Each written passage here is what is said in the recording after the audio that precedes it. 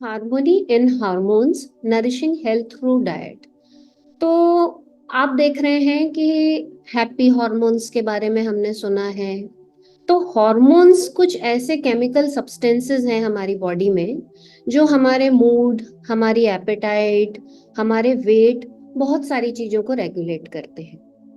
अब हमारे लिए ये समझना क्यों जरूरी है कि हॉर्मोन्स क्या करते हैं और काहे से बने होते हैं। तो हॉर्मोन्स हमारी बॉडी में जितने सारे हैं वो पेप्टाइड्स से बने होते हैं। जो पेप्टाइड्स जो हमारी बॉडी में हम प्रोटीन्स जब सही मात्रा में लेते हैं तब ही जनरेट होते हैं। तो हम प्रोटीन्स की बात पूरी इस हमारी स्लाइड दर स्लाइड करते रहेंगे कि वो हमारे लिए क्यों जरूरी है, प्रोटीन हमारी बॉडी कॉन्स्टिट्यूशन के लिए क्यों जरूरी है, और हमारी जो इंडियन पॉपुलेशन है वो किस तरीके से प्रोटीन का सेवन कम करती है। कुछ भ्रांतियां हैं, कुछ अपने खुद की मान्यताएं हैं जिसके कारण लोगों को लगता है इस टाइप के खाना खाने से हमको इस तरीके की प्रॉब्लम हो सकती है। तो मैं कोशिश करूंगी कि आज मैं उन सभी चीजों के साथ आपको पूरा सेटिस्फाई कर पाऊं कि नहीं, हमें इन चीजों की इस तरीके से जरूरत होती है। अब हम प्रोटीन्स की बात करें तो सबसे पहले हमारे लिए सबसे ज्यादा समझना जरूरी है कि हमारा बीएमआई क्या बोलता है और हमें क्यों प्रोटीन लेना बहुत ज्यादा जरूरी है। तो लेफ्ट हैंड साइड पे आप देख रहे होंगे ये हमारा WHO क्लासिफिकेशन है जिसमें नॉर्मल बीएमआई हमारा 18.5 टू 25 माना जाता है। But Asian south Asian classification जिसमें हम इंडियंस आते हैं उसमें जो नॉर्मल रेंज है हमारी बीएमआई की वो अराउंड 22.9 है। 18.5 से 22.9 है।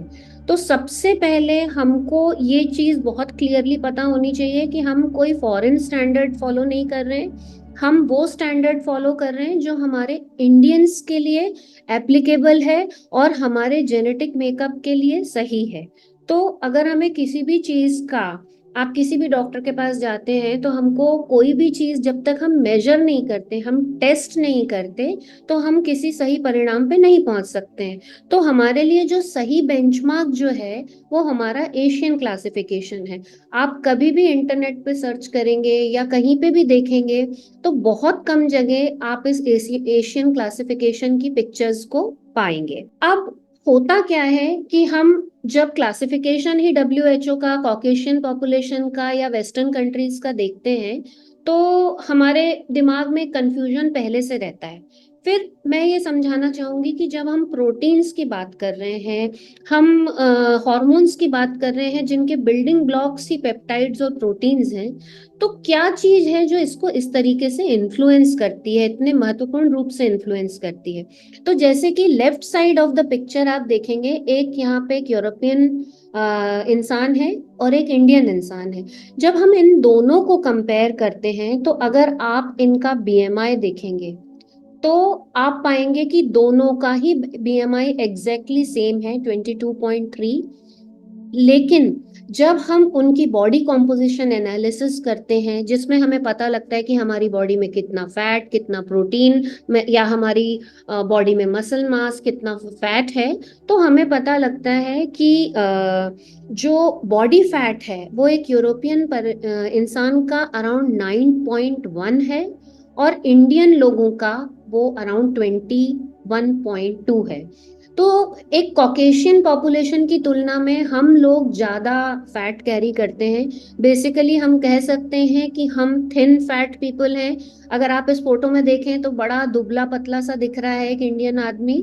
लेकिन जब इस फिनोटाइप को हम एक पिक्टोग्राफ के रूप में ऑब्जर्व करें तो हम देखेंगे कि जो यूरोपियन फिनोटाइप है उसमें उनके कंधे और उनके पाँव यानी उनका जो स्ट्रक्चर है वो बहुत सॉलिड है। एंड उनका जो मिड सेक्शन है यानी पेट का जो भाग है वो उतना बड़ा नहीं है। तो वो पेट के एरिया में कम फैट कैरी करते हैं। वहीं इंडियन पॉपुलेशन में क्या होता है कि आप देखिए हल्का सा पॉन्च हम हर लोगों में देखते हैं। सो बेसिकली ये एक प्रकार का हार्मोनल इम्बैलेंस है और हमारे जेनेटिक उसका एक फ्लॉ है जिसपे हम किस तरीके से कोशिश कर सकते हैं कि हम उसे सही कर सके। अब अगर हम इसको कहें कि फिशी स्टोरी ऑफ बीएमआई, तो बीएमआई अकेला मापदंड नहीं है, पर ज्यादातर हॉस्पिटल्स में और हमारी क्लिनिकल प्रैक्टिस में हम बीएमआई जरूर करते हैं, जिससे हमको पता लगे कि हमारा जो वेट है वो आइडियल वेट हो। बट हमें कभी कभी बीएमआई फेल करता है। जैसे आप देख रहे हैं, इसमें कुछ स्त्रियों की कुछ पुरुषों की फोटो है, तो ये हमको सब देखने में अलग अलग दिखते हैं, इनका बॉडी कॉम्पोजिशन अलग अलग है, लेकिन इन सेट में से दो लोगों का हम ये मान के चल सकते हैं कि इनका बीएमआई सेम होगा, लेकिन इनका बॉडी स्ट्रक्चर, जो बॉडी कॉम्पोजिशन है, वो बहुत डिफरेंट है। तो हमको बहुत ज्यादा समझने की जरूरत है कि बॉडी कॉम्पोजिशन एनालिसिस करना क्यों जरूरी है, क्यों हमारे बॉडी में कितना फैट है और मिड सेक्शन में कितना फैट है, वो हमारे लिए इम्पोर्टेंट है। तो हम देखें कि हम जनरली ये मानते हैं कि फीमेल्स में मेनोपॉज होता है, there is a hormone shift. तो mood swings, depression, headache and specifically most importantly weight gain जो है, हम फीमेल्स में के ही से ज्यादा उसको एसोसिएट करते हैं, पर ऐसा नहीं होता है। ये सारे सिम्टम्स जो मैंने इसमें लिखे हुए हैं, उसमें से जो कुछ कॉमन सिम्टम्स हैं, जैसे कि mood swings, insomnia, weight gain, bone loss, ये जो है एक एज के बाद दोनों मेल एंड फीमेल में इसकी शुरुआत हो जाती है। अब अगर हम देखें तो विजुअली हमको एकदम से, जब हम एक किसी 15-16 साल या 20 साल की लड़की को देखते हैं, तो हमें समझ में नहीं आता है, क्योंकि वहां कोई नोटिसेबल चेंज हमें हॉर्मोन्स में शिफ्ट होता हुआ नहीं दिखाई देता है। बट जब वो 35 से 40 साल के एज ग्रुप में पहुंचते हैं, तो हम चाहे फीमेल्स या मेल्स को देखें, उनकी बॉडी कॉम्पोजिशन जिस तरीके से चेंज होती है, और फीमेल्स में स्पेसिफिकली जैसे इरेगुलर पीरियड्स, हार्मोनल इन्फ्लुएंस बहुत ज्यादा होता है, तो हमारे पास एक विजुअल साइंस भी आने लगते हैं। और उसमें से बहुत सारे इंपॉर्टेंट साइन है, जैसे मैंने एक यहाँ मेल का पिक्चर लगाया है, कि हमारी बॉडी अगर देखा जाए तो वो मस्कुलर उतनी नहीं होती है, एंड हमारा जो ट्रंक एरिया है या जो हमारा पेट का भाग है, वो काफी निकला हुआ या प्रोजेक्टेड सा ऐसा लगता है, जैसे पूरी बॉडी में अलग से चिपका दिया गया हो, ऐसा लगता है। तो इसीलिए ये सारी स्लाइड्स में मैं ये समझाना चाह रही हूँ कि ये बॉडी कॉम्पोजिशन हमारा क्यों है।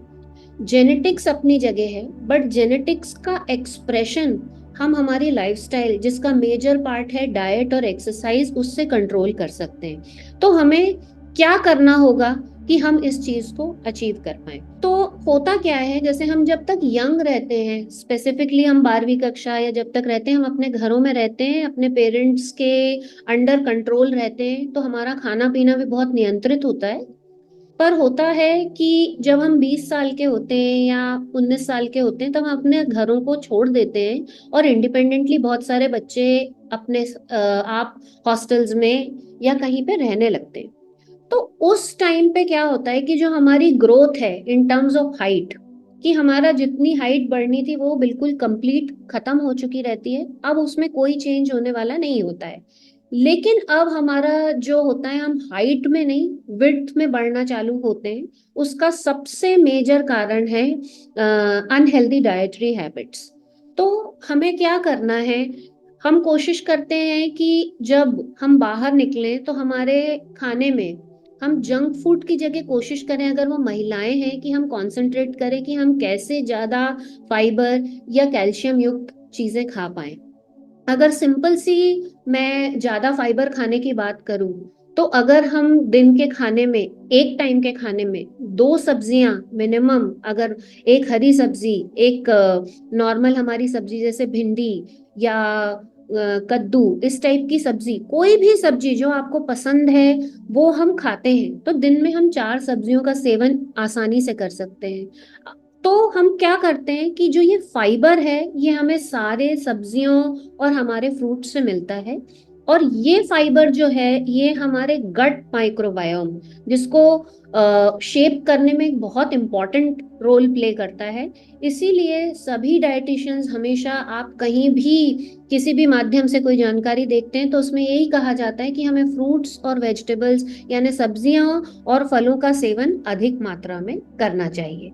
अब क्या होता है कि अगर आप किसी भी चीजों को सही मात्रा में ले रहे हैं, तो कोई भी एक कंपोनेंट, जैसे आजकल आपने सुना होगा कि सुपर फूड्स के बारे में लोग बोलते हैं, तो कोई भी चीज अपने आप में एक सुपर फूड नहीं होती है, एक हीरो नहीं होती है। जैसे एक पिक्चर बनाने के लिए हमको एक डायरेक्टर, एक अलग स्टाफ की और अलग अलग लोगों की जरूरत होती है, उसी तरह हमारी डाइट के, बैलेंस डाइट के बहुत सारे कंपोनेंट्स होते हैं जो किसी भी एक फूड आइटम से नहीं मिलते हैं। इसीलिए हम कहते हैं कि आप चाहे ऑयल हो, चाहे वेजिटेबल्स हो, या कोई भी चीज है, उसे रेगुलरली चेंज करते रहें जिससे हमारा गट माइक्रोबायोम बहुत डाइवर्स रहे। अब हम बात करते हैं जब हमारी बॉडी में बेसिकली हार्मोन शिफ्ट होता है। तो बहुत सारे पेशेंट्स से मैं पूछती हूँ कि आपने ये चीज कब देखना चालू की, आपको कब ये महसूस हुआ कि आपको कोई हार्मोनल इम्बैलेंस हो सकता है, या आप फील करते हैं कि आपको ऐसा लगता है कि आपकी बॉडी में उतनी ताकत नहीं है, आपको एनर्जी लेवल्स अपने कम लगते हैं। तो अगर हम फीमेल्स के उसमें देखें, तो because they are part actively participant in the reproduction, तो उनके केस में क्या होता है कि बहुत सारी अनबैलेंस्ड कैलोरी और प्रोटीन इंटेक हमारा देखा जाता है, क्योंकि उनको समझ में नहीं आता है कि हम दो लोगों के लिए खा रहे हैं जब वो कंज्यूम करते हैं, कि वो सिर्फ अपने लिए खा रहे हैं। कैसे वो ध्यान में रखें कि वो इनफ कैलोरीज कंज्यूम कर रहे हैं जो उनके और बच्चे दोनों के डेवलपमेंट के लिए जरूरी है। और मेल्स के सिनेरियो में, जो फीमेल्स के साथ मैं बोलूंगी कि डबल बर्डन होता है, कि प्रोलॉन्ग स्ट्रेस है, आप काम कर रहे हो, आप एक बच्चे को भी नरिश कर रहे हो, तो वो बहुत ज्यादा है। इसलिए आजकल हम देखते हैं कि फीमेल्स में ये प्रॉब्लम मेल्स की तुलना में रिलेटिवली ज्यादा देखी जाती है। तो अब इस दौरान भी फिर हमें यही ध्यान रखना है कि फाइबर तो हमारा हमें हमेशा ही लेना है फ्रूट्स और वेजिटेबल्स के फॉर्म में। फिर उसके बाद में हमें ध्यान रखना है कि कौन से विटामिन्स और एंटीऑक्सीडेंट्स।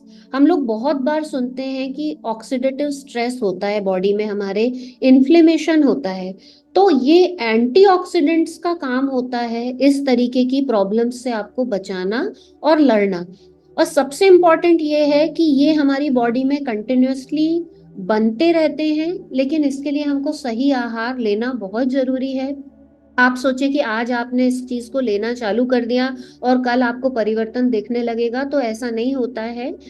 खाने से कोई भी चीज, एनर्जी हो या कोई भी अलग न्यूट्रिएंट है जो आपको मिलना है, उसमें कम से कम अंतर दिखने के लिए आपको 2 से 3 महीने का टाइम लगता है। इसीलिए हम लोग कई बार बहुत सारे पेशेंट्स जो बहुत ज्यादा ट्रैवल करते हैं, उनसे सप्लीमेंट्स और न्यूट्रास्यूटिकल्स, इस तरीके की चीजों के भी बारे में बात करते हैं। पर जहां तक आप अगर घर का खाना खा रहे हैं, तो हम कोशिश करते हैं कि हम उनको बोलें कि भाई अगर आपको एंटीऑक्सीडेंट्स चाहिए तो आपको ऑरेंजेस और बेरीज हैं, हमारा आंवला जो बहुत लोग निग्लेक्ट करते हैं, लोग उसके बारे में बात नहीं करते हैं। एक सिंपल आंवले की चटनी अगर हमारे घर में बनती है, तो हमारे बहुत सारी विटामिन सी और एंटीऑक्सीडेंट की जो नीड्स हैं उसको वो फुलफिल करती है। पर हमारे यहाँ कल्चर है कि हम वेस्टर्न डाइट्स को बहुत ज्यादा फॉलो करते हैं और ये सोचते हैं कि अरे हमारे यहाँ के खाने पीने की चीजों में ये नहीं होगा। पर फिर भी अभी कैसा हो रहा है कि हम बैक टू बेसिक्स जा रहे हैं, ज्यादातर लोग घर के खाने पे फोकस कर रहे हैं और उसी को उपयोग कर रहे हैं। अब जब बात आती है 40s की, तो अगेन हम उस चीज को जिससे शुरू से डिस्कस कर रहे थे, मेजर प्ले आता है कि हमारा प्रोग्रेसिव डिक्लाइन देखा जाता है, कि हमारा जो मसल मास है वो कम होता जा रहा है और हमारी बोन डेंसिटी भी कुछ हद तक कम होती है। तो इस टाइम पे जो मेजर चीजें हैं वो फीमेल्स के तौर में वो मेनोपॉज है, and males also undergo through it by the name of andropause. तो हमारे लिए इम्पोर्टेंट है कि हम प्रोटीन, अब हमें प्रोटीन कहाँ से मिलेगा? अगर आप वेजिटेरियन हैं तो दाल, चना, राजमा, दही, इन सब चीजों से आप अपना प्रोटीन, पनीर, इससे आप अगर अपना प्रोटीन प्राप्त कर सकते हैं। अगर आप नॉन वेजिटेरियन हैं तो आपके पास ऑप्शंस हैं कि आप एग, चिकन, फिश, इस टाइप की चीजों से अपना प्रोटीन प्राप्त कर सकते हैं। अब बात हम कर रहे हैं प्रोटीन की, और ये हमारे लिए कहाँ कहाँ किस अवस्था में जरूरी है। फिर होता है 50s में, उसमें हम देखते हैं कि हमारे लिए, क्योंकि अब जो हॉर्मोन्स हैं, फीमेल हॉर्मोन्स, वो एकदम डिक्लाइन हो चुके रहते हैं। There is no estrogen in the female body, there is no regular cycles. Complete menopause हो गया है, तो हमारे लिए सबसे इम्पॉर्टेंट फैक्टर बन जाता है, जो मेल्स के लिए हमें 35-40 से ही ध्यान देना चाहिए। Those are the healthy fatty acids and basically healthy fats, because they play a very vital role in protecting your heart. हमारी हार्ट की वो रक्षा करते हैं, तो इसीलिए हमें फैटी एसिड्स पे बहुत ज्यादा ध्यान देना चाहिए। अब सिंपल सी बात है, जब हम फैट्स की बात करते हैं तो दो टाइप के फैट्स होते हैं। एक होते हैं विजिबल फैट्स और दूसरे होते हैं इनविजिबल फैट। विजिबल फैट, अगर आपने भजिया खाया या आप घर में 2 चम्मच तेल डाल रहे हैं किसी सब्जी में, तो आपको समझ में आएगा, क्योंकि वो हमें दिखाई देता है। और एक होता है इनविजिबल फैट, जो हमको, अगर हम ड्राई फ्रूट्स कंज्यूम करते हैं या हम बहुत सारे कैंड प्रोसेस्ड और बाहर की चीजें यूज करते हैं, तो हमें समझ में नहीं आता है कि हम कितना फैट कंज्यूम कर रहे हैं, बट इनडायरेक्टली वो हमारी डाइट का एक पार्ट बन जाता है। अब क्या होता है कि सबसे इम्पोर्टेंट चीज होती है कि लोग बोलते हैं कि अभी हम किटी पार्टी में आ गए, आपने एक स्टैंडर्ड डाइट प्लान दिया था मैडम, तो अब हम तो यहाँ आ गए, अब हम ये खाएं क्या यहाँ पे। तो तब मैं अपने पेशेंट्स को बोलती हूँ कि सबसे इम्पोर्टेंट चीज़ है, देखिए किसी के लिए भी पॉसिबल नहीं है कि आप किसी भी सोशल गैदरिंग में जाना बंद कर दें, चाहे वो किटी पार्टी हो, चाहे वो टी पार्टी हो, या आप किसी शादी में गए हैं। तो सबसे इम्पोर्टेंट चीज़ हमारे पास होती है कि पोर्शन कंट्रोल, जिसके साथ हम क्या कर सकते हैं कि हम अपने साथ वाले लोगों के साथ बैठ के एंजॉय भी कर सकते हैं, फैमिली मील्स भी ले सकते हैं, बट हम एक कंट्रोल्ड वे में खाएं। तो अभी प्रॉब्लम क्या हुई है, जो स्पेसिफिकली पोर्शन डिस्टॉर्शंस, जैसे आजकल क्या होता है कि अगर हम 25 साल पहले, जैसे जब हम बच्चे थे और मूवी देखने जाते थे, तो एक पॉपकॉर्न का कप इतना छोटा होता था और हम लोग 2 लोग 3 लोग इसको शेयर करके बहुत खुश हो जाते थे। पर आज के टाइम में एक तो क्या है, बहुत सारी वैरायटीज अवेलेबल हैं, किसमें कितनी कैलोरी है, किसमें कितना फैट है, वो सारा हमारे हाथ में है ही नहीं, वो जो उसको मैन्युफैक्चर करते हैं उनके ऊपर डिपेंड करता है। और हमारी टिपिकल इंडियन मेंटेलिटी इसमें एक बहुत इंपॉर्टेंट रोल प्ले करती है कि हमें दिखाई देता है कि छोटा वाला पैकेट जिसमें 5 कप पॉपकॉर्न होंगे, या वो बहुत छोटा दिख रहा है, वो 100 रुपए का आता है। और बड़ा पॉपकॉर्न जिसको हम फैमिली पैक बोलते हैं, वो अराउंड 130 या 150 रुपए का आता है। तो हम उस मेंटेलिटी में ट्रैप हो जाते हैं, हमें लगता है बड़ा पोर्शन ले लेते हैं, पैसा भी हमारा वसूल हो जाएगा अगर हम बाहर कुछ ले रहे हैं। तो इस तरीके से क्या होता है, हम इनडायरेक्टली, जैसे छोटे कप में 270 कैलोरीज हैं, हम more than double almost calories consume कर लेते हैं। ऐसा ही पिज्जा के साथ होता है, पहले के पिज्जा स्लाइसेस आप देखिए और आज के पिज्जा स्लाइसेस देखिए, क्योंकि कॉमनली जो हमारी जनरेशन है वो इस टाइप की चीजें बहुत खाती है, और उसके साथ में पुरानी जनरेशन का कचौरी समोसा वो तो साथ में चलता ही रहता है। तो हमारे पास क्या है कि अब डबल बर्डन है कि हम इन फास्ट फूड्स को भी खा रहे हैं और साथ ही साथ ट्रेडिशनल इंडियन फास्ट फूड्स जो हैं उनको भी कंज्यूम करते हैं। तो हमारा जो कैलोरी इनटेक है वो दिन ब दिन बढ़ता ही जा रहा है, जो बहुत बड़ा कारण बन जाता है ओबेसिटी या वेट गेन का। अब बात आती है कि हम तो बहुत सारी चीजें बाहर से खाते हैं, और हमने एक छोटा सा पैकेट लिया, उसमें लिखा हुआ था कि इतना इसका सर्विंग साइज है, तो हमने वो पूरा पैकेट खा लिया। पर क्या सर्विंग साइज और पोर्शन साइज दोनों चीजें सेम है? ये नहीं होता है, क्योंकि सर्विंग साइज क्या होता है, एक कंपेरेटिव वैल्यू निकाली जाती है कि दूसरे पैकेज पदार्थों में अगर हमने इसमें 100 ग्राम या 200 ग्राम कोई चीज ली है तो उसमें कितनी कैलोरीज हैं, कितने फैट हैं, वो एक कंपेरेटिव नंबर होता है। लेकिन पोर्शन साइज जो होता है वो एक बहुत ही स्पेसिफिक चीज होती है, जो आपके हेल्थ गोल्स, जैसे आपका वेट अगर ज्यादा है या आपको किसी प्रकार के न्यूट्रिएंट की ज्यादा जरूरत है, तो वो आपके लिए इंडिविजुअलाइज्ड होता है। तो उसमें हमें क्या समझ में आता है कि आपकी हंगर क्यूज कैसी हैं। हम पेशेंट्स को देखते हैं, हम हर किसी को सेम साइज रेकमेंड नहीं करते, क्योंकि सबका बॉडी बिल्ड और सबकी रिक्वायरमेंट्स अलग होती हैं। तो इसलिए बहुत इंपॉर्टेंट है, जब हम कोई भी फूड लेबल देख रहे हैं तो हम ये ध्यान रखें कि हम सिर्फ उसके सर्विंग साइज पे ध्यान देने की जगह हम एक क्वालिफाइड डाइटिशियन से पूछें कि अरे भाई, हमने आधा किलो का पैकेट लेके आ गए काजू, तो हमको क्या पूरा वो खाना है, या हमको 10 काजू या 12 बादाम खाना है जो हमारे लिए सही है और हमारे हेल्थ के लिए सही है। तो ये पोर्शन साइजेस अपनी रिक्वायरमेंट्स के हिसाब से समझना बहुत जरूरी है। और एक बहुत इंपॉर्टेंट चीज जो है फूड लेबलिंग में हमें ध्यान देना चाहिए कि कई जगहों पे जैसे लिखा होता है सिर्फ मार्केटिंग के लिए कि ये ग्लूटेन फ्री है, पर कई बार मैंने देखा है कि ग्लूटेन फ्री उन चीजों पे लिखा रहता है जिसमें ग्लूटेन होता ही नहीं है। कौन से बनी हुई चीजों में वो लिखते हैं कि ये ग्लूटेन फ्री है, और किसी किसी में वो लिखते हैं कि कोलेस्ट्रॉल फ्री है। बहुत सारे वेजिटेबल ऑयल्स उसमें इनहेरिटेंटली कोलेस्ट्रॉल होता ही नहीं है, बट उसको सिर्फ मार्केट करने के लिए इस टाइप के लेबल्स उसमें लगा दिए हैं। तो एक जागरूक उपभोक्ता, क्योंकि ये आपकी हेल्थ को डायरेक्टली इफेक्ट करता है, हमारे लिए समझना बहुत ज्यादा जरूरी है। And if you talk about food labelling, तो जो सबसे पहला इंग्रेडिएंट हमारे लेबल्स में लिखा होता है उसकी क्वांटिटी उस प्रोडक्ट में सबसे ज्यादा होती है। अब बहुत सारे लोग बोलते हैं भाई हम तो ये वाला बिस्किट कंज्यूम करते हैं, मैं किसी ब्रांड का नाम नहीं लेना चाहूंगी सभी, क्योंकि वो इक्वली वही करते हैं कि ये तो होल व्हीट है और इसमें बहुत सारे दूसरे चीजें भी मिली हुई हैं, जो रागी है ये है। तो हमको ये देखना है कि सबसे पहला इंग्रेडिएंट क्या मेंशन्ड है।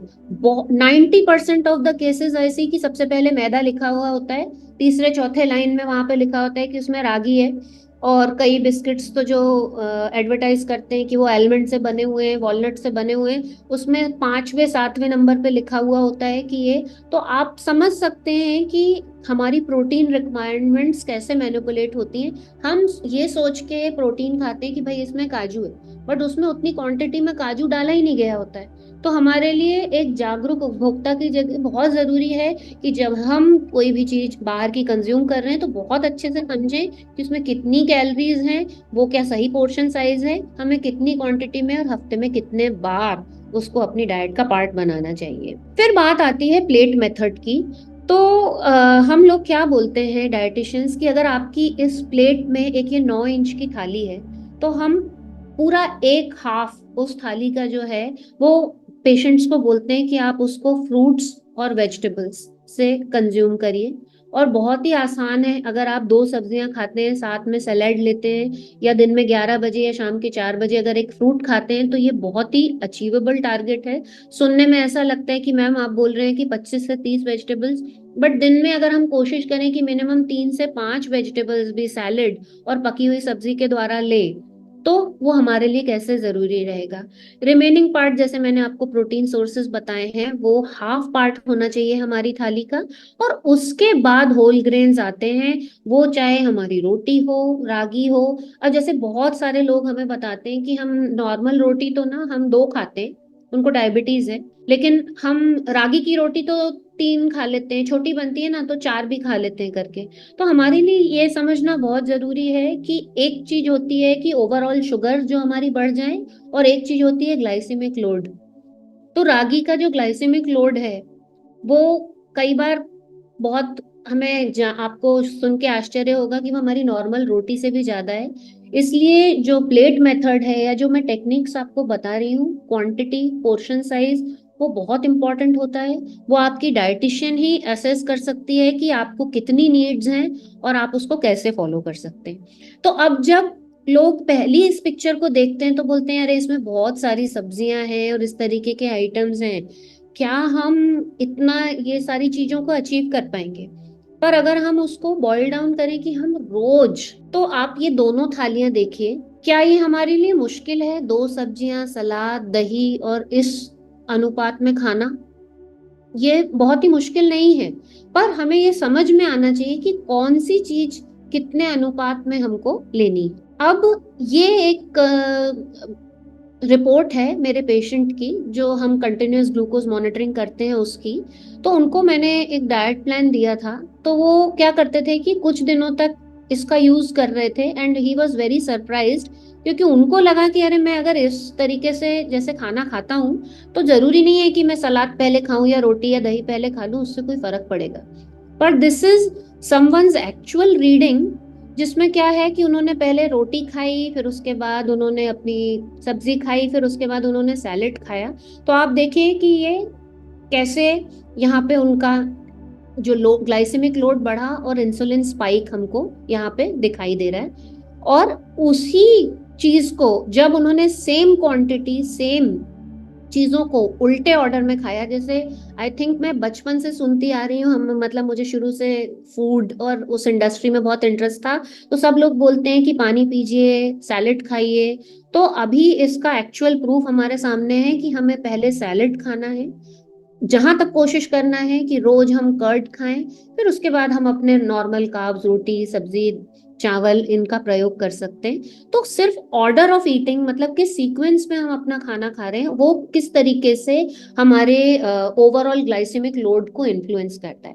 और ग्लाइसेमिक लोड की मैं बार बार बात इसलिए कर रही हूँ क्योंकि मैं बॉम्बे में प्रैक्टिस करती हूँ, और मैं बहुत सारे लोगों को आजकल देखती हूँ कि उनको अगर डायबिटीज नहीं है तो 35 साल की उम्र में भी या उससे कम में भी या तो पीसीओएस है जिसके कारण इंसुलिन रेजिस्टेंस है, या फिर उनको नॉर्मल डायबिटीज के सिम्टम्स बहुत दिख रहे हैं। तो उनको ये सब चीजें समझाना बहुत ज्यादा जरूरी है। फिर बात आती है कि हमारे सोशल मीडिया में, व्हाट्सएप में, चैनल्स में हम लोग देखते हैं कि डिटॉक्स डाइट। तो अगर कोई भी डॉक्टर, कोई भी लीगल प्रैक्टिशनर, जो कोई भी क्वैक नहीं है, तो वो आपको बोलेगा कि अगर आपकी किडनी, लिवर ये प्रॉपर फंक्शन कर रहे हैं तो हमको किसी प्रकार की डिटॉक्स डाइट की जरूरत नहीं है। हमको क्या जरूरत है कि डिटॉक्स में कोई हम काढ़ा पी रहे हैं, या उसकी जगह हमें जरूरत है कि हम सारे वाइटल न्यूट्रिएंट्स, जैसे कि मैंने plate method, sequence of eating में समझाया कि हमें क्या है। अब आप देखिए, ये एक बहुत सिंपल सा पिक्चर है जिसमें ये दिखाया गया है कि क्या मेटाबॉलिज्म हमारा लिवर हमारे लिए करता है। क्योंकि मैं बहुत सारे केसेस देखती हूँ जो आप आजकल सुनते हैं फैटी लिवर के। तो हमारे लिवर को हम डिटॉक्स करने में कैसे मदद कर सकते हैं? इन न्यूट्रिएंट्स से। तो बहुत सारे इसके जो न्यूट्रिएंट्स हैं वो हम जब प्रोटीन्स और वेजिटेबल्स इनफ क्वांटिटी में कंज्यूम करते हैं तो वो हमारी बॉडी में बन जाते हैं। और जब इसके साथ साथ हेल्दी फैट्स कंज्यूम करना भी बहुत ज़्यादा इम्पोर्टेंट है, क्योंकि इसमें से बहुत सारे जो न्यूट्रिएंट्स हैं वो सिर्फ और सिर्फ फैट सॉल्युबल है। तो अगर आप कोई ऐसी डाइट फॉलो करते हैं जिसमें बहुत ही क्रैश डाइटिंग टाइप आप कर रहे हैं और फैट्स की मात्रा बहुत कम है, तो आप देखेंगे कि ये जो प्रोसेस है वो बहुत हिंडर होती है, एंड देन हम उसमें कॉम्प्लिकेशंस देखते हैं। तो कौन सी फेज में कौन सा न्यूट्रिएंट इंपॉर्टेंट है, और क्यों हम लोग बार बार बोलते हैं कि ये चीज आपको बहुत जरूरी है, B12 आपके लिए बहुत जरूरी है, या विटामिन सी, विटामिन ए, ये आपकी डाइट का इंपॉर्टेंट कंपोनेंट होना चाहिए। तो ये क्या करते हैं, हमारे ऑर्गन्स को हेल्प करते हैं जिसमें वो फंक्शंस अपने प्रॉपर सारे कर पाए। एक्चुअली हम बात करते हैं डिटॉक्स डाइट की, बट मैं जो देखती हूँ उसमें हमको सबसे ज्यादा जरूरत आज है कि हम डिजिटल डिटॉक्स करें। बहुत सारे लोग क्या करते हैं कि दिन भर बैठ के इंटरनेट पे देखते रहते हैं, ये रेसिपी अच्छी है और ये रील बहुत अच्छी है, इसमें ये बहुत अच्छा खाने के बारे में बताया गया, हम ये बनाएंगे।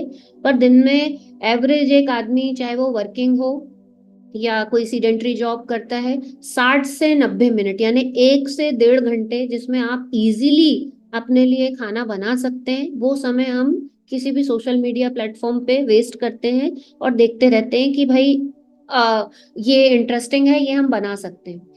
और दूसरी चीज होती है कि एक चीज होती है फियर ऑफ मिसिंग आउट। हमको लगता है अरे हमने ये रील नहीं देखी या हमने ये कोई चीज मिस कर दी तो हमको पता ही नहीं लगेगा कि अरे ये फूड ग्रुप बहुत इंपॉर्टेंट है, ये पर्टिकुलर चीज आजकल सुपर फूड चल रही है। नहीं, इससे रिलेटेड हमारे यहाँ बहुत सारी चीजें मैंने देखी हैं। बॉडी इमेज इश्यूज, जो मैं बहुत सारे यंग क्लाइंट स्पेशली पीसीओएस के साथ काम करती हूँ, कि वो लोग देखते हैं कि कुछ लीन बॉडीज की, एकदम पतले दुबले लोगों की फोटोज देखते हैं और वो देखते हैं कि वो तो बहुत सारा फैट चीज कंज्यूम कर रहे हैं। तो वो क्या है, हम सिर्फ एक ही पक्ष देखते हैं, हम पूरा देखते नहीं है।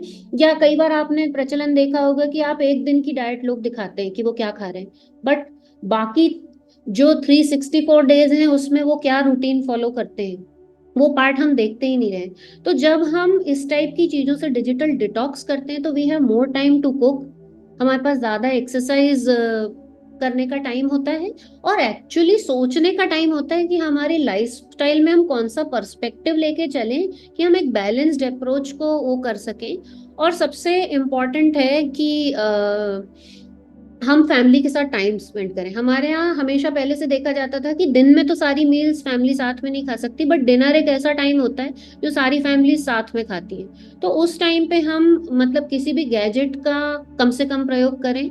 यहाँ पे बॉम्बे में एक कैफे भी है जो सिर्फ उसमें कोई वाईफाई नहीं है, आप वहां पे जाके बोर्ड गेम्स खेलते हैं एंड एक्चुअली जिस पर्सन के साथ जाते हैं उसके साथ टाइम स्पेंड करते हैं। तो आप फूड भी इंजॉय करते हैं, उसकी कंपनी भी इंजॉय करते हैं, और एट द सेम टाइम किसी भी तरीके के उसमें नहीं रहते हैं। फिर क्या होता है, हम सिर्फ और सिर्फ देखते हैं कि हमने इतनी कैलोरीज खाई, हमने इतनी एक्सरसाइज की, और हमको अब ये रिजल्ट मिल गया। पर जो हमारी बॉडी है वो इस तरीके से काम नहीं करती है। Again are hormones come into picture which plays a role, कि हमें कितनी भूख लग रही है, हमें कितना खाना है, और इस तरीके की बातें समझ में आती है। तो आज अगर हम किसी भी चीज के बारे में देखें तो सबसे पहले मैं बात करना चाहूंगी ओबेसोजेनिक एनवायरनमेंट। आप कहीं भी देखें, स्पेशली मेरी प्रैक्टिस बहुत ज्यादा, मतलब I do practice online also बहुत पार्ट्स ऑफ इंडिया में, पर ज्यादातर पेशेंट्स में बॉम्बे में देखती हूँ। तो आप देखिए कि एक छोटा सा बर्गर या वड़ा पाव जो बहुत कॉमन है बॉम्बे में, एक बर्गर हमें 80 से 100 रुपए में मिल जाएगा, चाहे ब्रांडेड हो या कोई लोकल ब्रांड हो, और एक वड़ा पाव हमें अच्छे से अच्छा 20 रुपए में मिल जाएगा। पर जब हम बात करते हैं किसी जिम मेंबरशिप की, या हम बात करते हैं कि कोई ओपन स्पेस या ओपन पब्लिक गार्डन जहां हम फैमिली के साथ जा पाए, खुले में बैठे एक्सरसाइज करें, ताजी हवा लें, तो वो ये चीजें बहुत कम है। इवन अब जो 2 टियर सिटीज हैं उसमें भी हमारे ये कम होती जा रही हैं। और क्या हो रहा है कि हमारा पूरा एनवायरनमेंट, आप मॉल में कहीं भी एंट्री करिए, हम इतना डाइट के बारे में बात करते हैं। अभी इवन हम लोग कॉर्पोरेट्स में लेक्चर देने जाते हैं, बट ले दे के वहां के कैंटीन में आपको क्या मिलेगा, दही पूरी, वड़ा पाव, समोसा। तो ये चीज अगर हमको हमारी डेली डाइट का पार्ट बनानी, तो बहुत जरूरी है कि हमारे जो एनवायरनमेंट जो हमको सराउंड करता है उसको हम समझें। अब हम बार बार क्यों भागते हैं कि हम मैकडोनल्ड्स का ही बर्गर खाएंगे, या हम फला फला जगह का ही पिज्जा खाएंगे। कोई भी जगह जो जबलपुर में प्रचलित है कि हम कॉफी हाउस की चाय पियेंगे या हम अन्ना का डोसा खाएंगे, ये ब्रांचेस जो हैं फिर भी इतना इस टाइप की चीजों का प्रयोग नहीं करती जो हमारे लिए बहुत हानिकारक है। पर जैसे कि आप किसी बर्गर की अगर श्रृंखला को देखें, तो उन्होंने क्या कर रखा है, एक ब्लिस पॉइंट को अचीव कर रखा है, एक स्टैंडर्डाइज रेसिपी बना ली। अब उसमें उसका स्वाद उनके लिए सबसे सर्वोपरि है कि उसका स्वाद अच्छा होना चाहिए। अब उसमें अगर कोई फूड एडिटिव, कोई केमिकल ऐसा जो है, जो अलाउड है नहीं है, वो उसको ऐड कर देते हैं। इसलिए आपको क्या होता है, पर्टिकुलरली वो खाने की चीज की इच्छा होती है, क्योंकि उसका टेस्ट आप अगर 100 बार भी ऑर्डर करके या वहां जाके खाएंगे तो सेम रहेगा, पर मम्मी की सब्जी या वाइफ की सब्जी तो हर बार बदल जाती है। फिर होता है कि हमारे एनवायरनमेंट में इतनी ज्यादा सप्लाई है आजकल खाने की, कि हम ओवर नरिश्ड हैं। और फूड का क्या होता है ना, कि हम सिर्फ देख के ही या उसके बारे में सुन के ही नहीं, हम उसको परसीव करते हैं। आज हम इतने खाने के बाद में बात करते हैं, तो हमारा जब बात हम करते हैं ना, तो विजुअल स्टिमुलाइज भी होती है। जो मैं रील्स के बारे में देख रही थी, कई बार लोगों को रात में वो रील्स देखते हैं, उनको खाने की भूख नहीं होती है, पर क्योंकि कंटिन्यूअसली उनके पास में वो रिमाइंडर्स आ रहे हैं, या आपके पास स्विगी जोमेटो से रिमाइंडर आ रहा है कि अभी ये चीज आप कार्ट में ऑर्डर कर सकते हो, ये चीज पे डिस्काउंट चल रहा है, तो कॉन्टिन्यूअसली हमारे पास अनहेल्दी आइटम्स खाने के लिए बॉम्बार्डेड रहते हैं। और फिर चीज आके बाद में अटक जाती है कि आपके पास तो डाइटिंग का विल पावर ही नहीं है, आप तो इस चीज को कर ही नहीं सकते हो, आपके पास सेल्फ रेगुलेशन नहीं है, आपने खाना देखा आप शुरू हो जाते हो। तो ये वाली चीजें क्या करती हैं कि इसमें एक साइकिल जैसी शुरू हो जाती है, कि आप कुछ दिन तक तो अपने आप को बहुत रिस्ट्रिक्ट करते हैं, और फिर कुछ उसके दिन बाद में आपको लगता है कि नहीं, इससे कोई चेंज नहीं आ रहा है, तो हम अपना पुराना रूटीन फिर से फॉलो कर लेते हैं। तो मेरी प्रैक्टिस में हम बहुत ज्यादा ये समझने की कोशिश करते हैं और बार बार एम्फेसाइज करते हैं कि आप अगर सही काम खाना खाओगे, तो आपको गलत टाइम पे भूख नहीं लगेगी, और आप गलत खाने से भी दूर रह सकते हो। फिर एक पैटर्न होता है मेल अडेप्टिव, ये बहुत सारे लोगों में आपने देखा होगा कि इमोशनल ईटिंग, लोग बोलते हैं आज मुझे अच्छा नहीं लग रहा है, या मुझे पढ़ाई करना है तो मैं यही पर्टिकुलर चीज खाता हूँ तो मुझे अच्छा लगता है, तो मुझे ये चीज खानी है। और कई बार बहुत सारे मेंटल हेल्थ इश्यूज भी होते हैं, तो आप देखते हैं कि हार्मोनल इम्बैलेंस तो होता ही है, वो जो हमारी भूख को रेगुलेट करते हैं। तो उसमें हमने देखा है कि ओवर ईटिंग बहुत कॉमन उसमें देखा गया है। और जैसे कि मैंने बताया रिस्ट्रेंट ईटिंग, उसमें क्या होता है कि हम कुछ दिनों के लिए कुछ चीजों को छोड़ देते हैं, लेकिन उसके बाद हम एकदम बिंज ईटिंग करने लगते हैं। अब बात आती है कि बहुत सारी डाइट्स हैं, तो हमको ये भी आइडेंटिफाई करना पड़ता है कि अगर हम किसी को इंटरमिटेंट फास्टिंग, जैसे मेरी प्रैक्टिस में मैं करती हूँ, तो हमें ये देखना पड़ता है कि उसको बिंज की आदत तो नहीं है। क्योंकि कई बार क्या होता है कि अगर मैंने किसी को इंटरमिटेंट फास्टिंग एडवाइस की और मुझे ये सिम्टम्स दिख रहे हैं कि ये बंदा की आदत है कि इसको कंट्रोल ही नहीं है। बहुत सारे लोगों के मुंह से आपने सुना होगा, अरे वो समोसा दिख गया ना तो हम दो पे तो रुक ही नहीं पाते। तो वो कोई चीज जो है कि उनमें प्रॉब्लम है, वो नहीं है कि उनकी डायटेटिक विल पावर नहीं है, वो नहीं है। These are controlled by hormones. And क्या हो रहा है, क्योंकि वो कंटिन्यूअसली अपने आप को बहुत दिनों तक, कुछ दिनों तक डिप्राइव करते हैं, तो अब वो इस साइकिल में सेट हो जाते हैं कि अब भाई ये मिल गया है तो हमको इसको बहुत अधिक मात्रा में कंज्यूम करना है। और ये एक साइकिल जैसा चलता रहता है, कुछ दिन वो नहीं खाते हैं, कुछ दिन वो खाते हैं। तो हमें बहुत ज्यादा जरूरी होता है एज डाइटिशियंस इन चीजों को आइडेंटिफाई करना कि ये पर्टिकुलर इंसान के लिए इतनी सारी डाइट्स हैं, बट क्या उनके असेसमेंट के बाद वो इसको कर पाएंगे, और अगर कर पाएंगे तो वो उनके लिए कितनी हेल्पफुल है। ये बहुत ज्यादा जरूरी है समझना।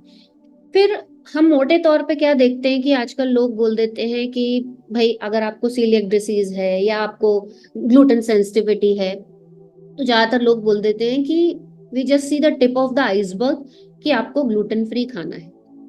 पर हमारे पास एक्चुअल चैलेंज होता है पेशेंट्स का कि उनको कैसे मतलब हमको ये ध्यान में लाना है कि कैसे उनको अपने इमोशंस को मैनेज करना है, हाउ टू मतलब कंपैशनेटली उनके साथ बात करनी है, कैसे उनको ये समझाना है उनके लेवल पे, मेंटल लेवल पे आके। हर पेशेंट का एक लेवल होता है कि उसको उसी लेवल पे बातें समझ में आती हैं। रिलीजियस पर्सनल परसेप्शंस इतना इम्पोर्टेंट रोल प्ले करते हैं। फिर सबसे ज्यादा हमारे पास रिप्लेसमेंट ऑप्शंस क्या हैं, हमारे पास क्या दूसरे ऑप्शंस हैं। हमने बोल तो दिया कि एकदम ब्लैंकेट बैन लगा दिया आपको ग्लूटेन फ्री खाना है। जब आप ग्लूटेन फ्री खाने की बात करते हो, तो आप कैसे डिसाइड करोगे कि हमको कौन सी चीजें अलाउड है।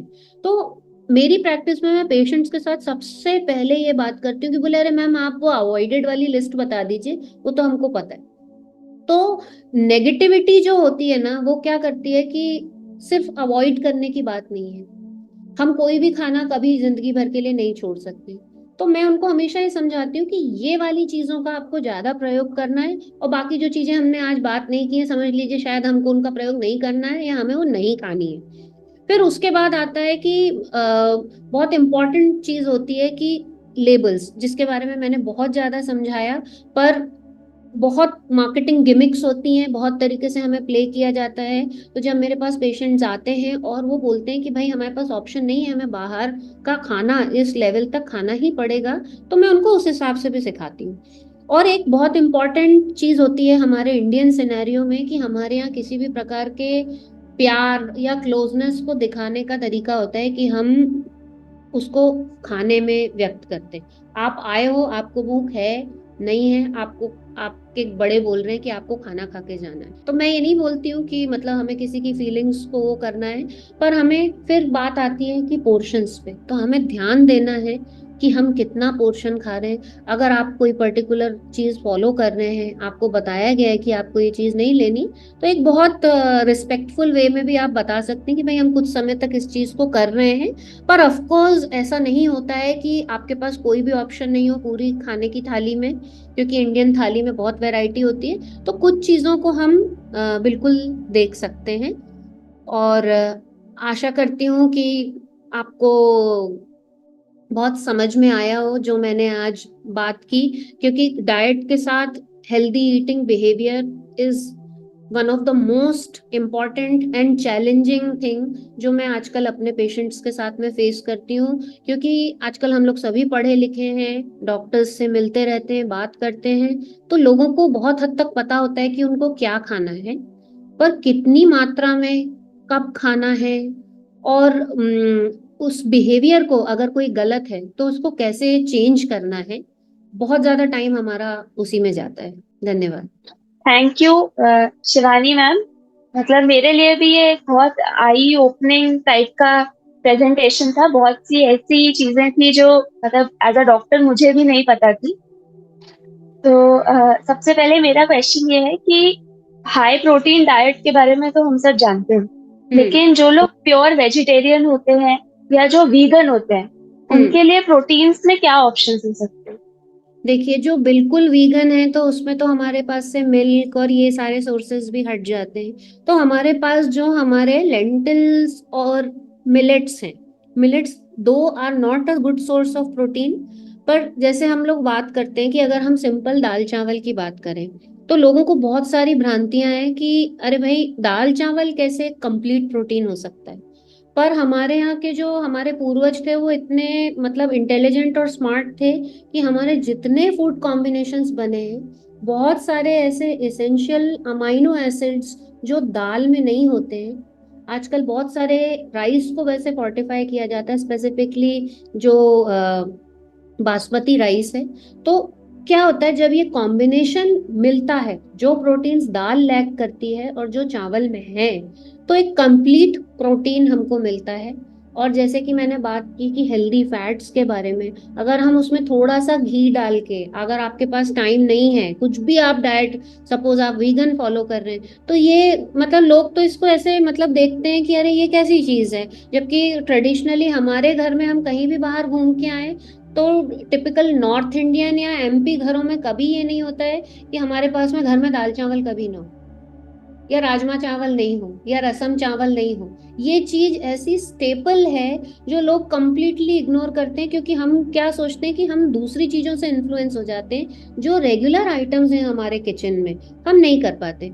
अब जब हमारे वीगन की हम बात करते हैं तो हमारे पास सारी चीजें बचती हैं जो सिर्फ और सिर्फ हमारी दालों से, लेंटिल्स से, अनाजों से हमारे पास में आएंगी।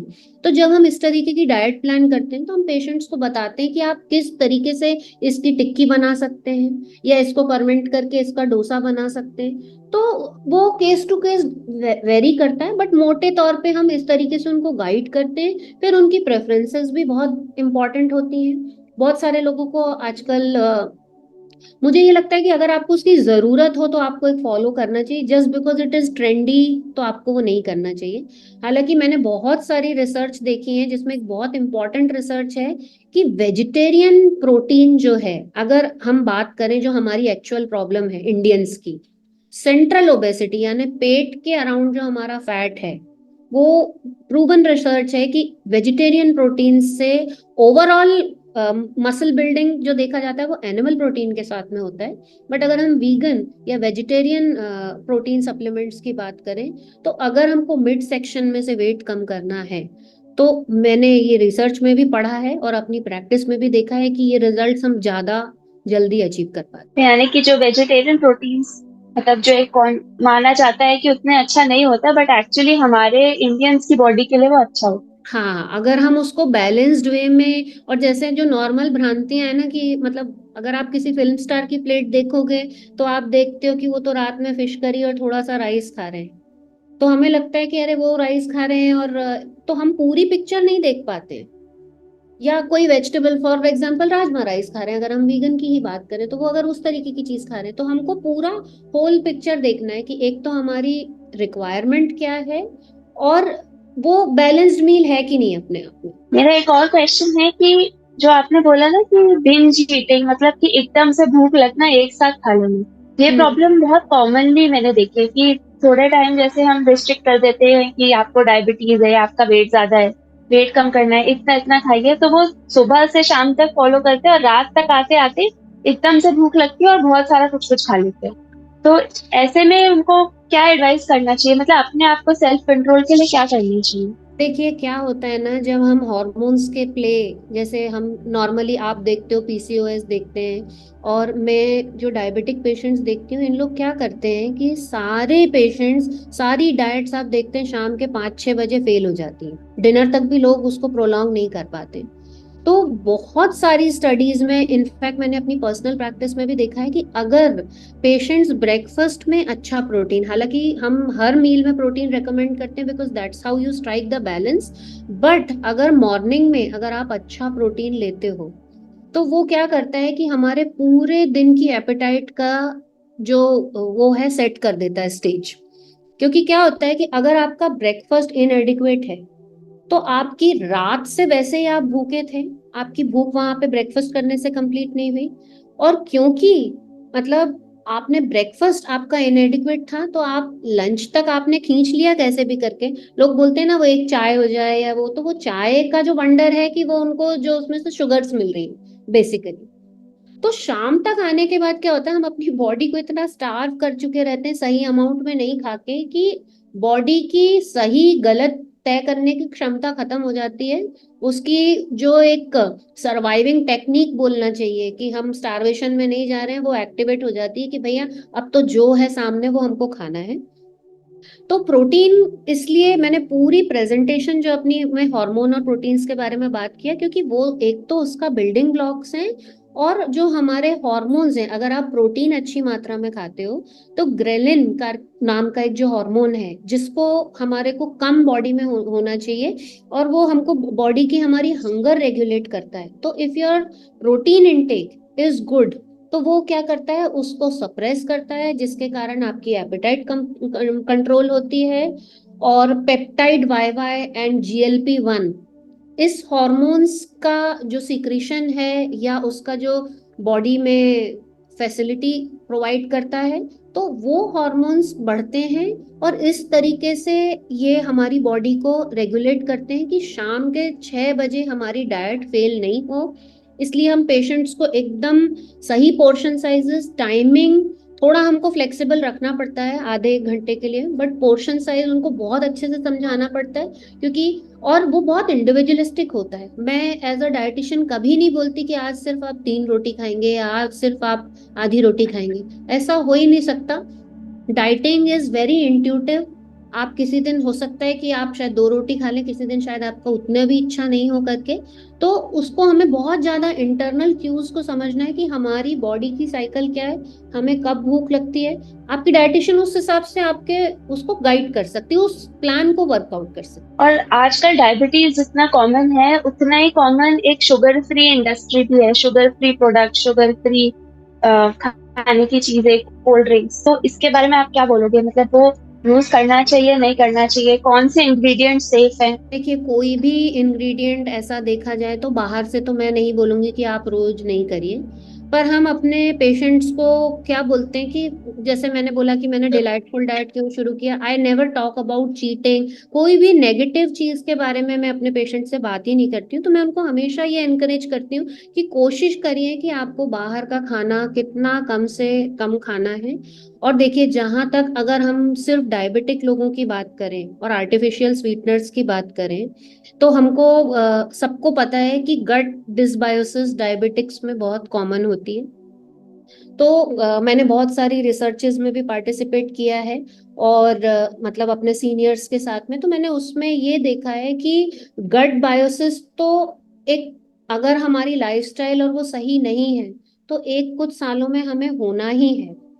तो गट डिसबायोसिस के बारे में थोड़ा सा सिंपल लैंग्वेज में समझा दिया अगर सबको तो। गट डिसबॉयसिस कैसा है कि हम उसको अगर बहुत ज्यादा कॉम्प्लिकेट नहीं करें करके, वो डायबिटिक्स में एक साइड इफेक्ट के जैसे हम उसको समझ सकते हैं कि मान सकते हैं करके, ठीक है। मतलब कि हमारे जो आते होती है उसमें कुछ ऐसे बैक्टीरिया ज्यादा हो जाते हैं जो अच्छे नहीं होते हैं, और जो गुड बैक्टीरिया वो एग्जैक्टली, कम हो जाता है। हाँ।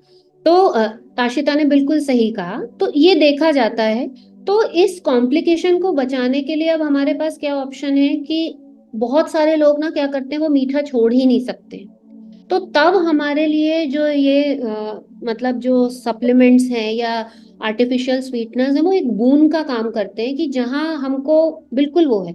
अब उसमें एक बहुत इम्पोर्टेंट चीज होती है, उनका ADI, कि वो किस लिमिट तक सेफ है। तो जब हम डायबिटिक पेशेंट्स के साथ काम करते हैं तो हम उनको अगर कोई भी पर्टिकुलर सप्लीमेंट जो है उसके बारे में, आर्टिफिशियल स्वीटनर अगर उसके बारे में बात कर रहे हैं, तो हम उसको चाय तक ही सीमित रखते हैं। मतलब शुगर फ्री या जो भी आते हाँ, हैं शुगर नेचुरल। फ्री या स्टीविया या आजकल मोंक फ्रूट जो भी आता है ना, तो हम उसको बोलते हैं कि स्मॉल क्वांटिटी में आप उसको लीजिए। पर प्रॉब्लम क्या होती है कि जब हमारा जो एडवाइस है वो गलत तरीके से ट्रांसलेट हो जाती है और लोग खीर बना के उसमें शुगर फ्री ऐड करना चालू करते हैं। तो हमारा जो एडवाइज्ड डाइटरी इनटेक है, जो एडीआई गाइडलाइंस हैं, उसके अंदर ही इसका जो उपयोग है। वैसे देखिए, फसाए गाइडलाइंस को और अगर हम सब चीज को फॉलो करें तो सब में उस हिसाब से ही ये चीज होती है। तो कभी भी इसको हम ओवरडू नहीं कर सकते। दोनों केसेस में ये चीज देखी जाती है, बट अगर हमें पता है कि ये पेशेंट बिल्कुल कंट्रोल नहीं कर सकता और ये इस प्रकार की चीजें खाने ही वाला है, तो हम डेफिनेटली उनको आर्टिफिशियल स्वीटनर्स के बारे में बात करते हैं। और कितनी क्वांटिटी में कौन सा है, जैसे आप तो गायनेकोलॉजिस्ट हो, आपको पता है बहुत सारे हम चीजें हम प्रेग्नेंट लेडीज को नहीं दे सकते हैं करके। नहीं दे। तो जेस्टेशनल डायबिटीज है, अगर आपके पास कोई पेशेंट है, तो हमको किस तरीके से क्या उसको गाइड करना है वो हम पेशेंट्स को बताते हैं। और ये बताते हैं कि भाई आपको बैलेंस रखना है, किसी भी चीज को ओवरडू नहीं करना है। कि हमने अगर एक बार बोला है, तो मैं तो ये मानती हूँ कि जिस चीज को मैंने 2 बार अलाउ किया, 5-6 बार मेरे पेशेंट्स करते हैं, तो मतलब you have to play that way कि आप उनको इस तरीके से समझाएं कि बिल्कुल नहीं करना, तो वो 1-2 बार तो करेंगे ही करेंगे। देन नेक्स्ट मेरा क्वेश्चन है, आपने गुड फैट्स और गुड फैटी एसिड्स जो हमारे मतलब 50 इयर्स प्लस लोगों हैं उनके लिए आपने बताया था कि कौन से गुड फैट्स हमें लेने चाहिए, तो उसका थोड़ा सा उसके बारे में बताएंगे कि कौन से खाने की ऐसी चीजें जिसमें गुड फैट्स होती देखिए, गुड फैट्स की जब अगर हम बात करें, तो हमारी बॉडी में हर फैट की थोड़ी ना थोड़ी जरूरत होती है। जैसे मोनो अनसैचुरेटेड फैट्स जो हमको कोकोनट ऑयल से मिलता है। अभी टिपिकल महाराष्ट्र में कोई भी अगर उपमा या पोहा बनाते हैं, तो वो उस पे ऊपर किसके कोकोनट डालते हैं। तो एक ये बहुत ही हेल्दी चीज है। मतलब हर स्टेट की हम लोग मतलब क्या करते हैं, एमपी में उसके ऊपर सेव डाल देते हैं। तो ऐसा नहीं है कि हम सेव नहीं डाल सकते, छोटा सा डाल सकते हैं करके। बट जब हम फैट्स की बात करते हैं, तो अगर हम गुड फैट्स को कैसे इनकॉर्पोरेट करें, अगर आप कोकोनट ऑयल नहीं यूज कर सकते हो, तो आप ये चीजों को यूज करो। मस्टर्ड ऑयल है हमारे यहाँ ट्रेडिशनल नॉर्थ इंडियन, उसमें मैं कभी भी अपने पेशेंट्स को, अनलेस उनको बहुत ज्यादा मतलब उनका बीपी नहीं है, उनको अचार खाने के लिए मना नहीं करती हूँ। आप भेल बना सकते हो जिसमें आप सरसों का तेल डाल सकते हो, क्योंकि हम उन फ्लेवर्स के लिए यूज टू भी हैं। और हमको उससे हेल्दी फैट्स भी मिल जाते हैं। तो ये मोनो अनसैचुरेटेड फैट्स की बात हुई। फिर हम जो हमारे पॉली अनसैचुरेटेड फैट्स हैं, वो हमको ऑलिव ऑयल से मिलेंगे। और जितनी वेराइटीज इंडिया में ऑलिव ऑयल की अवेलेबल हैं, वो कुकिंग के लिए बहुत ही कम ऐसी वो हैं जो बहुत एक्सपेंसिव होती हैं, जो एडवाइज्ड है फॉर कुकिंग। तो हम हमेशा उनको कैसे बोलते हैं कि आप सैलेड के ऊपर उसको स्प्रिंकल करिए।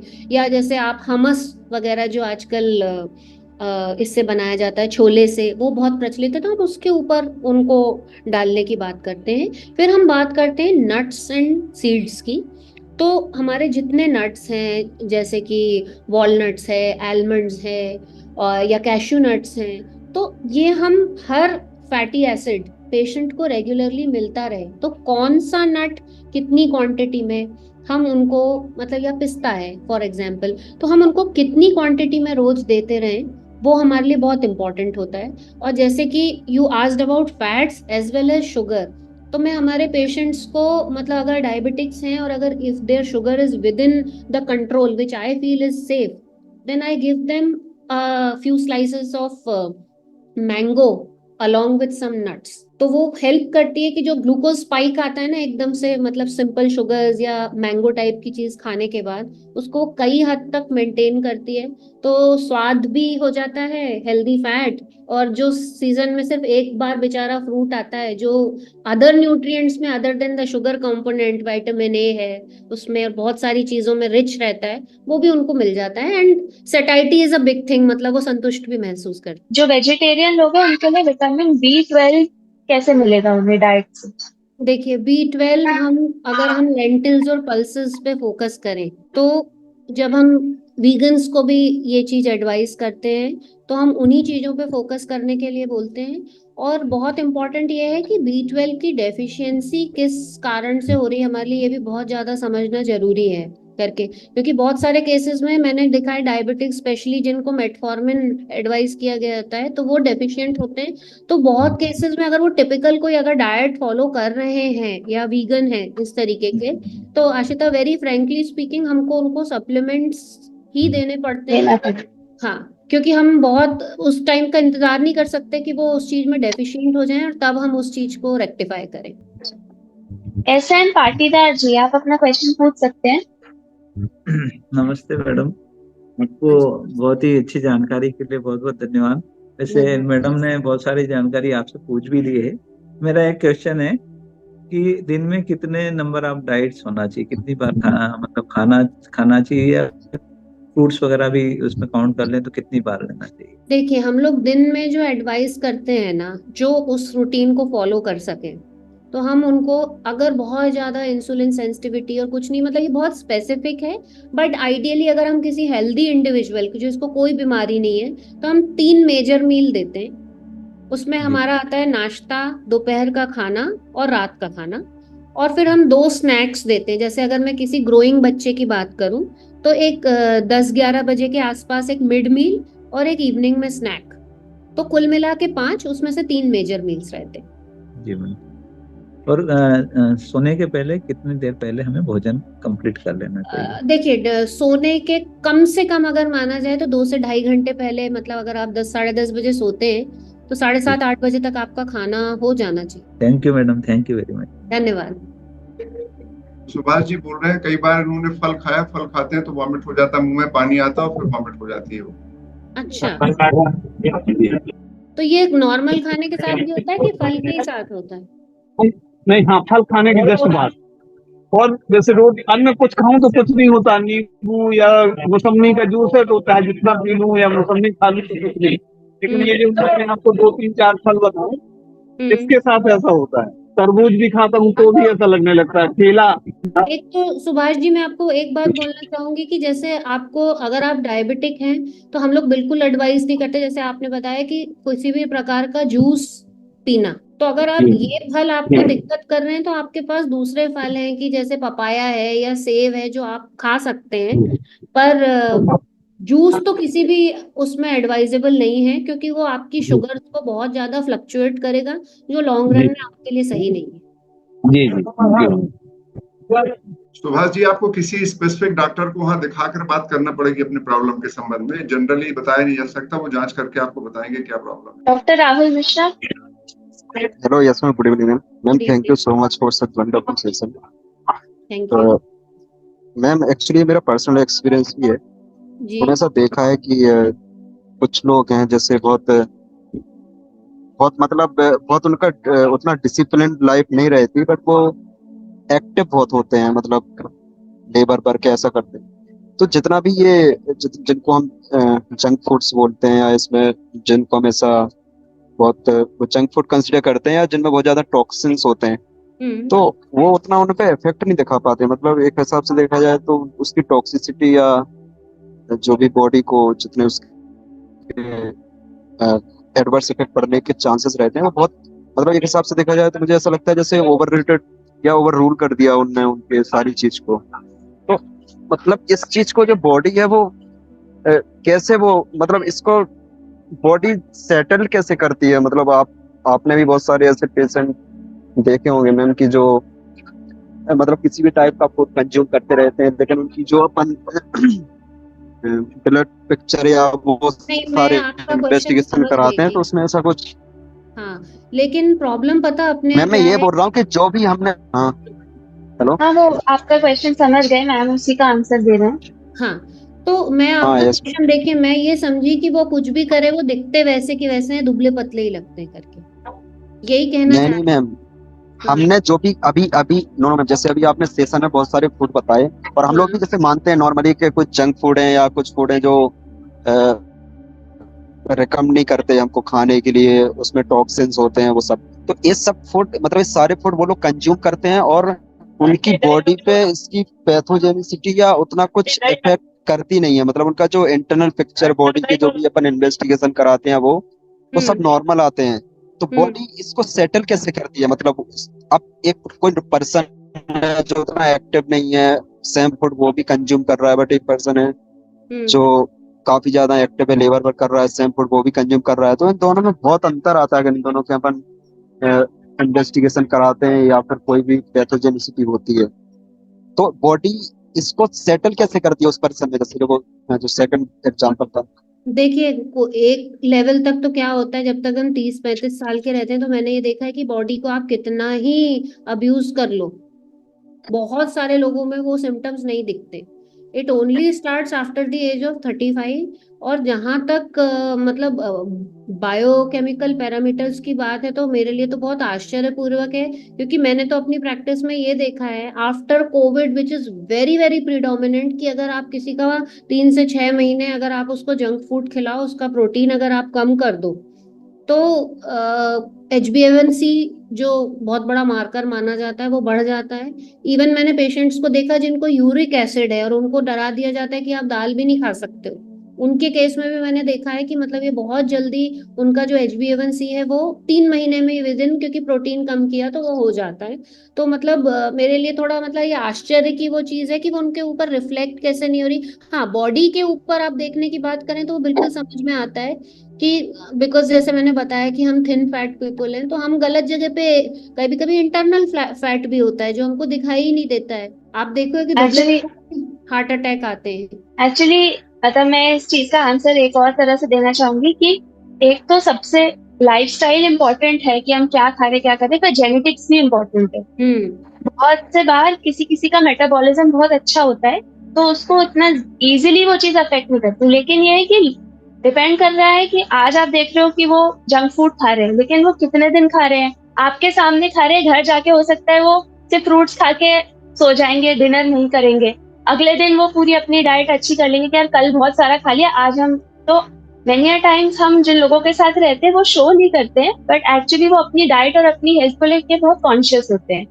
और बहुत बार बहुत से टॉक्सिन्स और इसके इफेक्ट होते हैं जो एकदम से आउटराइट दिखते नहीं है। जैसे बहुत सी चीजें होती हैं वो बॉडी के अलग अलग ऑर्गन्स को अफेक्ट करती है। कई बार लिवर किडनी ठीक है तो फर्टिलिटी पे अफेक्ट आ जाता है, आईज पे अफेक्ट आ जाता है, हेयर फॉल होने लगता है, एक अजीब सी थकावट, वीकनेस, जनरलाइज बॉडी एक, ऐसे सिम्टम्स आते हैं जो धीरे धीरे धीरे बढ़ के जब आप एक एज पे पहुंचते हो तो वो एक्सप्रेस होने लगते हैं।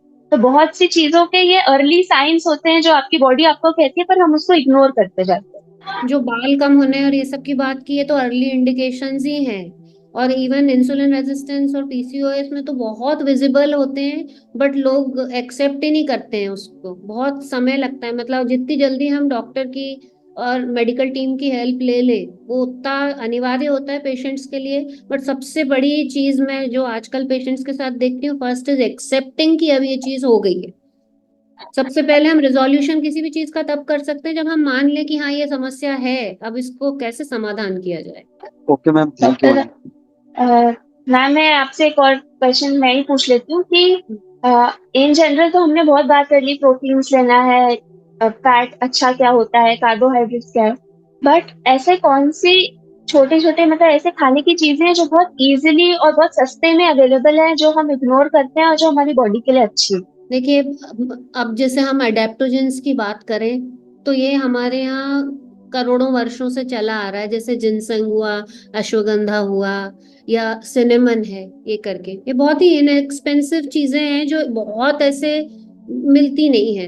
तो अगर हम इंसुलिन रेजिस्टेंस की बात करें या हमको अगर कोई गैस्ट्रिक प्रॉब्लम्स हैं कि जैसे ब्लोटिंग है या उस तरीके की प्रॉब्लम्स हैं, तो जैसे सौंफ का पानी है या दालचीनी का पानी है, ये बहुत ही आसानी से हमको मिल जाती हैं और ये मतलब हम उनको प्रयोग में ला सकते हैं करके। अब जैसे हमारे यहाँ देखा जाता है, एंड आशिता आप तो सबसे ज्यादा इस चीज से मतलब वो करते होगे कि एनीमिया बहुत कॉमन है हमारे यहाँ।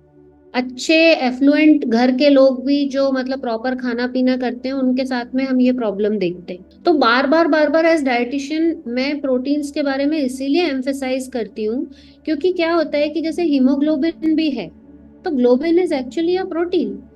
तो हम क्या करते हैं, जैसे अभी हम आपने पिछला एक्सप्लेनेशन देखा कि हम पूरा होलिस्टिक पिक्चर देखते ही नहीं है। हम ये समझना ही नहीं चाहते कि अगर हमारी बॉडी में हमको हीमोग्लोबिन बढ़ाना है तो हमें प्रोटीन भी अच्छी मात्रा में लेना पड़ेगा, हीम जो पिगमेंट है हमको आयरन भी लेना पड़ेगा, और उसका एब्जॉर्प्शन अच्छे से हो उसके लिए हमको विटामिन सी भी कंज्यूम करना पड़ेगा। तो that is the reason a balanced diet is very important. इसीलिए मैंने बात की आंवला के बारे में। अभी आप हम लोगों की जो कॉन्फ्रेंसेस होती हैं उसमें इंडियन गूसबेरी पे इतने रिसर्चेस हैं, इतने पेपर्स हैं जिसमें ये कहा जाता है कि भाई हमको इसको बहुत अच्छी मात्रा में लेना है, पर हम लोग उन चीजों को बिल्कुल ओवरलुक कर देते हैं। और सबसे इम्पोर्टेंट चीज है सत्तू। जब तक वो फिल्म स्टार्स ने खाना नहीं चालू किया, हमारे घर के बच्चे तो सत्तू खाने के लिए नहीं तैयार होते हैं करके। जब तक एक वो सेलिब्रिटी टैग नहीं लगा, नहीं तो क्या सत्तू के पराठे, या जब बहुत गर्मी पड़ती है तो सत्तू घोल के उसका शरबत बनाए, ये तो हमारे घरों में कितने सालों से किया जा रहा है करके। And sattu is India's multipurpose food defined by national institute of nutrition.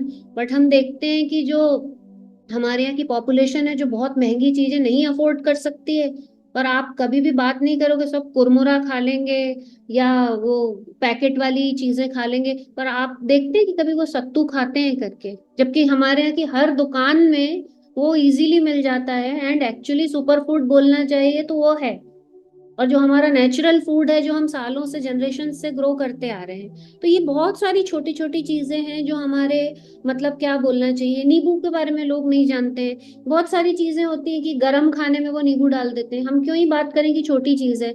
Vitamin C oxidise हो जाता है, तो आप जब गैस से हटा के उसमें अगर नींबू डालते हैं तो आपको उस नींबू का गुण मिलेगा। आपने अगर गरम गरम कढ़ाई में नींबू या खटाई जो करते हैं वो बिल्कुल टेक्निक सही नहीं है, हम लोगों को समझाना पड़ता है। और आशिता, फूड्स के बारे में से मैं एक बहुत इंपॉर्टेंट चीज के बारे में बात कर रही हूँ, माइक्रो प्लास्टिक्स।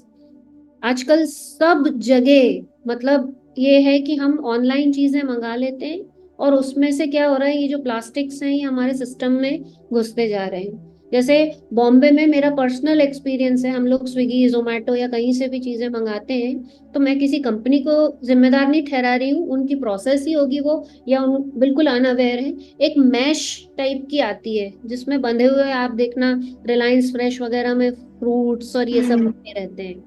जबलपुर में भी मैंने इस चीज को देखा है करके।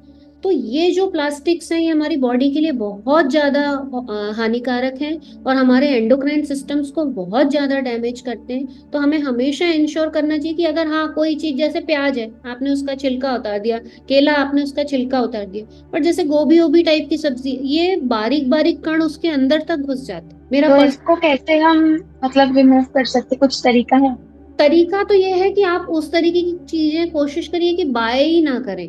आप मतलब किसी ऐसे वेंडर से लें कि जो फ्रेश देता है और आपको प्लास्टिक का उपयोग नहीं कर रहा है। और हम जो पॉलिथीन में खाना लेकर आते हैं या सब्जियां लेकर आते हैं वो भी वो हमें भी नहीं अवॉइड करना चाहिए। हमें कोशिश करके जैसे जितनी टेफलॉन कोटेड चीजें हैं ये करके, क्योंकि देखिए खाने में तो मैं बता सकती हूँ कि आपको क्या करना है, पर उसको कैसे बनाने की प्रोसेस है, कब ये डालना है, ये बहुत ही हमारे लिए इम्पोर्टेंट हो जाता है।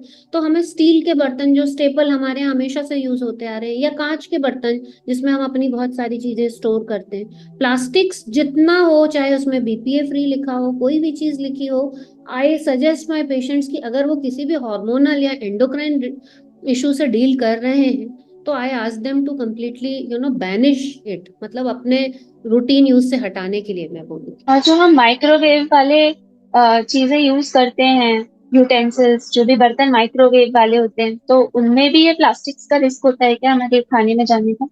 हाँ बिल्कुल होता है। तो जैसे मैं एयर फ्रायर और माइक्रोवेव की कुकिंग को मना नहीं करूंगी, बट आप कोशिश करिए कि आप उसमें मतलब जो, या तो जो शीट्स आती है नॉन प्लास्टिक भी आती है उस टाइप की चीज, या कांच जो सेफ है, कांच के बर्तन यूज करें। हाँ वो आपको यूज करना एडवाइजेबल है। ये जो प्लास्टिक यूटेंसिल्स होते हैं माइक्रोवेव की, ये भी हार्मफुल है हमारे लिए यूज हाँ, करना लोग होम रेगुलरली। डिलीवरी जो फूड्स जैसे आते हैं, किसी आपने होटल से खाना मंगाया, वो प्लास्टिक तो कितना लो क्वालिटी होता है, लोग उसको भी माइक्रोवेव में रख के 1 मिनट के लिए माइक्रोवेव कर देते हैं। तो मतलब हम सही फूड्स पे बहुत ज्यादा कॉन्सेंट्रेट कर रहे हैं, वी आर क्वाइट अवेयर कि हमको क्या करना है, बट हम उसको कैसे बना रहे हैं और वो किस तरीके से हमारी प्लेट में आ रहा है वो बहुत इंपॉर्टेंट है। और उससे क्या होता है, हम अपनी लोकल इकोनॉमी को भी थोड़ा बूस्ट कर सकते हैं। अगर हम किसी लोकल वेंडर से कोई सब्जी या फ्रूट खरीदते हैं तो मतलब हम एक वेंडर को भी सपोर्ट करते हैं, और प्लास्टिक्स भी वहाँ यूज नहीं होते हैं, आप घर से ले जा सकते हैं रूटीन, जिस तरीके के थैले, या ये हमारे यहाँ प्रचलन था जब हम बच्चे थे, ये तो बहुत सारी फैंसी चीजें आजकल आ गई हैं करके। एक किसी का त्रिलोचन जी का क्वेश्चन है कि सिल्वर कोटेड पेपर जो आता है उसके बारे में बता दीजिए। वो भी देखिए, मैं तो बोलूंगी कि कोई भी चीज जो है आजकल, मतलब पहले के जमाने में ठीक था कि सिल्वर रेट्स इतने ज्यादा नहीं थे, तो हम लोग तो इनफैक्ट एल्यूमिनियम फॉइल, सिल्वर का वर्क जो बोलते हैं ना, चांदी का वर्क चढ़ा हुआ है, हम लोग तो बोलते हैं कि आप उसको अवॉइड ही करिए। क्योंकि मैंने अपनी पर्सनल प्रैक्टिस में अराउंड 20 साल में ये देखा है कि हर 5 साल में ना एक ऐसा ट्रेंड आता है जो वो पुरानी चीज को बिल्कुल नकार देता है, एंड वो हमको हमारी ग्रास रूट्स पे ले जाता है कि जो हमारे दादा परदादा करते थे वही चीजें सही हैं। तो हमको हमेशा कोई एक ट्रेंडी डाइट या ट्रेंडी कोई चीज उसको फॉलो नहीं करना है करके, और स्पेसिफिकली अगर आपने वर्क की बात की है तो ये तो नहीं यूज करना है। इवन बच्चों के लिए जो हम टिफिन में एल्युमिनियम फॉइल वगैरह लगाते हैं, तो कोशिश करिए कि आप कभी ट्रेन में ट्रैवल कर रहे हैं, एक बार आपने यूज कर लिया तो वो ठीक है कि आपके पास स्टोरेज का ऑप्शन नहीं है, पर रोज किसी भी चीज का जो ऐसे बाहर से मैन्युफैक्चर होके आ रही है, हम जितना कम से कम प्रयोग करें उतना ही हमारे लिए सही है।